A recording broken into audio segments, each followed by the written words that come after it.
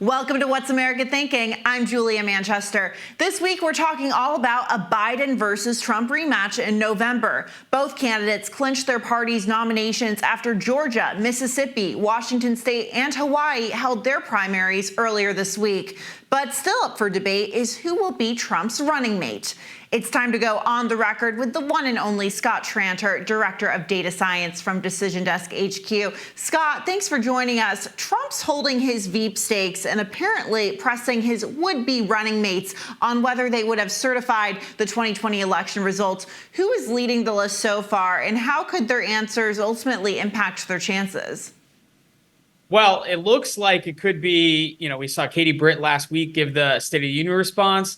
We've heard a lot about Elise Stefanik up in New York. We've heard a lot about Tim Scott. We know Vivek's been traveling around, and there's probably a few other names in there. If there's anything I know about Donald Trump, he's going to keep us guessing because he likes us talking about it. But all those candidates I mentioned, they've all taken either no position public, or they've taken a position where they say they wouldn't have certified the results, which is a thing, and it's something Republican voters look for, or at least a certain amount of them. So I understand why he's looking for that. Yeah. And moving on to President Biden, his fiery performance at the State of the Union address resulted in a major push in donations, raking in $10 million in the first 24 hours after that speech. Have we seen any significant polling shifts in his favor since the State of the Union? So I'm waiting to see a couple of those polls come out. Some of the better ones start on Sunday, and they come out Thursday and Friday. We have seen about two polls. CNN did one in instant overnight, and we saw another one from another university last night. Mixed results.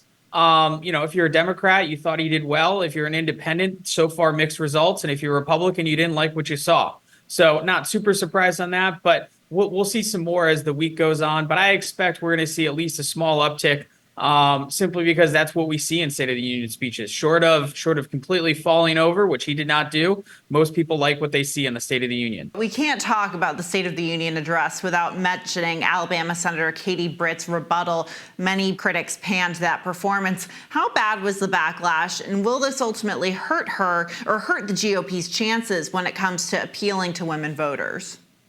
So it's interesting. If you were reading X or Twitter or whatever you call it these days, it looked horrible for her. Yeah. But as the Trump campaign pointed out, she was up there because she specifically was supposed to message to suburban women.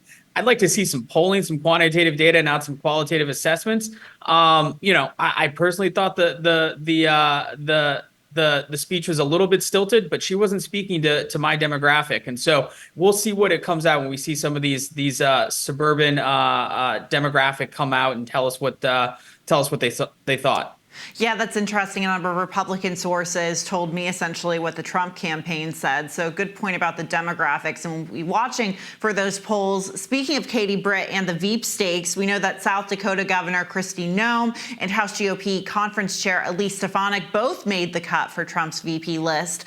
Will a woman be on the ticket or help the ticket bring back some of those suburban women voters that we talk about so often? Yes. Short answer is yes. That is picking a female vice president for Donald Trump can only help him among that demographic. Now, look, the last time we saw someone make a female VP pick on the Republican side, it was Sarah Palin, and she was, widely panned, but she did help John McCain. Obviously, he didn't win, but did help John McCain in that suburban female demographic. And so it looks like Donald Trump's looking to do the same. He's got a few good candidates to pick from. Some of them have better strengths than others, but between Kristi Noem, Elise Stefanik, and Katie Britt, certainly has some good choices there.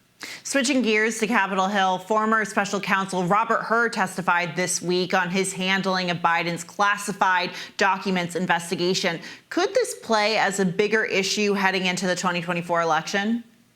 Well, it's certainly going to give some fodder for some ads, right? So the testimony, he's a private citizen now, so he can pretty much say and do whatever he wants. He's no longer a DOJ employee. There was a lot of good clips that both campaigns can take from there. He appears not to be done with a lot of his interviews and all this kind of stuff. So yes, I think we're going to see some ads about this and some campaign messaging around this over the next 6 to 8 months as we get into this. This is not the last we're going to hear about Robert Hur. Looking at Decision Desk's numbers, Trump is now leading Biden narrowly by only 1.4%. Can that jump be attributed to Biden's State of the Union performance? Yeah, so we did add some polls since the State of the Union. Some of the polls straddled the State of the Union, so I would say actually a little bit. But ask me in a week, and I'll tell you what I really think. I think what we're seeing here is Joe Biden, at least the last 3 or 4 weeks, has campaigned more.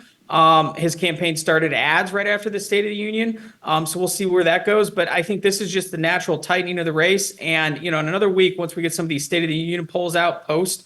I think we'll see that average. We'll see what happens with that average, whether it diverges more or it gets a little bit closer. But I think where you see it now is how it's going to be for the next 6 to 9 months, real close.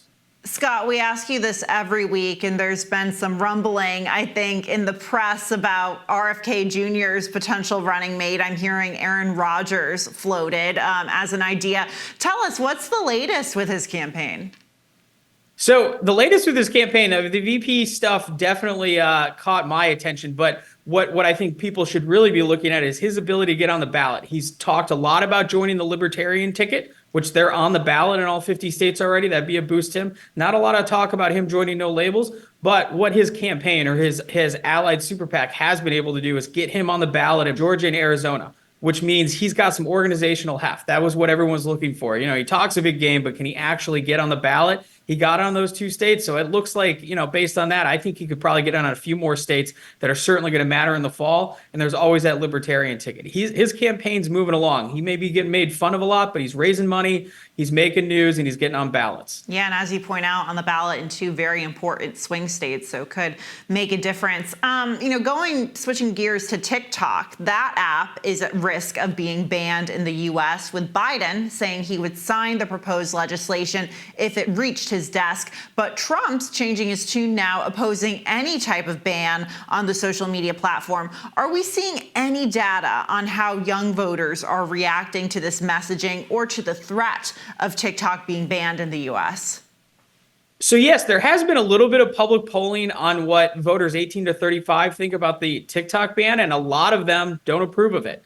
But more interestingly, if you're 55 and above, especially when you frame the TikTok issue as a China issue, there's large groundswell support for that, for at least banning it or curtailing it or controlling it a little bit more.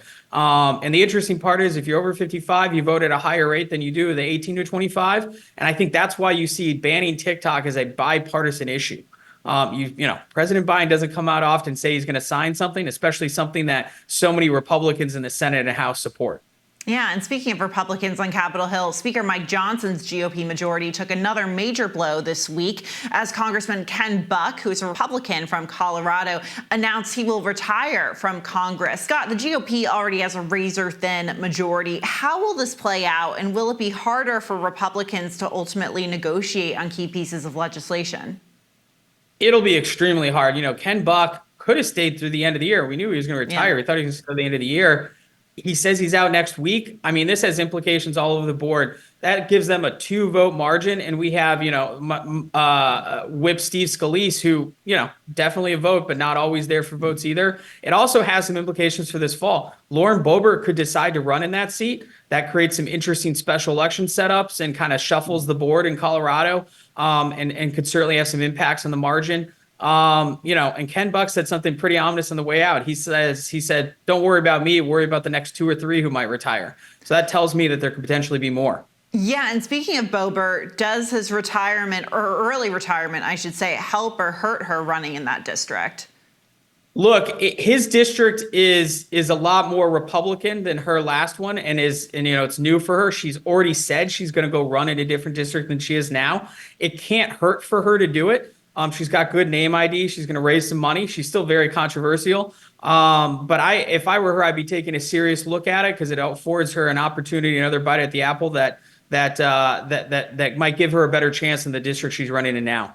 Right. Turning to presidential politics again, Georgia turned blue in 2020, largely due to minority and women voters. Both Trump and Biden recently hit the trail in the state, holding dueling campaign events. Can we expect those voters to show up again for Biden in November?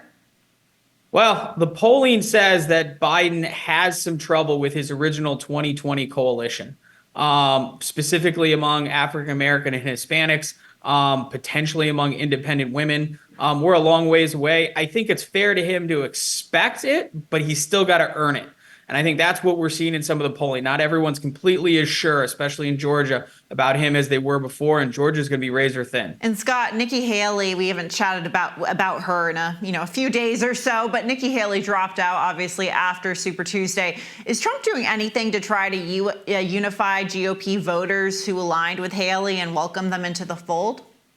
You know what? I haven't seen a whole lot of it. I mean, his daughter-in-law just took over the RNC, and so they're going through a staff change there. So we can imagine some different messaging and some outreach to state parties. So there's probably a little bit going on, at least at the organizational level. But the wider votes, I mean, we look at Nikki Haley getting anywhere from 20 to 30% in some of these one-on-one primaries. There's a significant amount of voters he's going to have to claw back. I would expect he gets them back. But that's not his style to come out the next day and give everyone hugs and kisses after he's beat them up. So we'll see what it looks like over the next few months, but he's going to have to do a little bit of work around that. It is still very early, so a long way to go. And you're right, major changes at the RNC. We'll be keeping an eye on that. Scott Tranter from Decision Desk HQ, thank you so much, as always, for joining us. Thanks for having me. And with the presidential election heating up, one of Trump's biggest challenges will be splitting his time between the campaign trail and the courthouse. The Hill staff writer Rafael Bernal dives into Trump's legal calendar and breaks down when and where the former president will need to be. Former President Trump's 2024 White House comeback effort promises to be as much a national campaign rally excursion as a tour of our nation's courtrooms. Trump's political commitments include remaining primary states in the Republican National Convention in Milwaukee. But his real attention will be on battleground states that will ultimately decide if we get 4 more years of Trump or 4 more years of Biden. As Trump tours those states, he'll be looking over his shoulder at his multiple legal cases. After a busy start to the year, the court dates once again kick off on March 25th with the criminal case against Trump over alleged hush money payments to Stormy Daniels starting in Manhattan. That is right after the GOP primaries in Arizona, Florida, Illinois, Kansas, and Ohio on March 19th, and Louisiana on March 23rd. And then Connecticut, Delaware, New York, Rhode Island, and Wisconsin on April 2nd. But he doesn't need to go to those primaries. He's already the nominee. 3 more states and Puerto Rico will hold their GOP primaries in April. But Trump's attention will be on the Supreme Court, which will hear arguments on his presidential immunity claim on April 25th. Now, we don't know if Trump will pay the Supreme Court a visit, but he won't be talking inside the courtroom. The justices, they're pretty strict about their etiquette. And 8 more states will have their primaries in May. But on the 20th, Trump's federal trial for mishandling classified documents is scheduled to start in Fort Pierce, Florida. Biden and his deranged prosecutors, attorney generals, local district attorneys are trying to take away my liberty.